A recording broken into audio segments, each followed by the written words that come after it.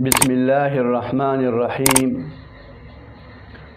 حضرت ابو ذر رضی اللہ تعالیٰ عنہ د پیغمبر صلی اللہ علیہ وسلم نے تپوسو کو حضرت د موسیٰ علیہ السلام په صحیفو کې هغه ته چې کوم کتاب ملو شوی او پاغي کې سو نبی علیہ السلام ورته فرمایي پاغي کې شپږ قیمتي خبرې وي.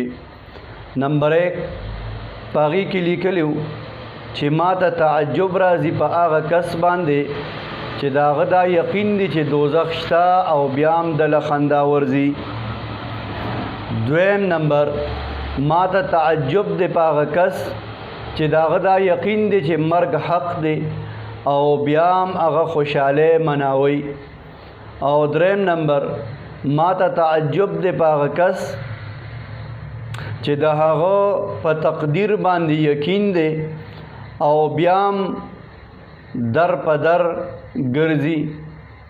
او ما ته تعجب دی په هغه کس باندې چې د هغه په قیامت او په حساب کتاب یقین دی او بیا هم ګناهونه کوي. او شپږم نمبر ما ته تعجب دی په هغه کس باندې چې هغه په دې خبره یقین ساتي چې جنت شته او بیا هم نیکۍ نه کوي.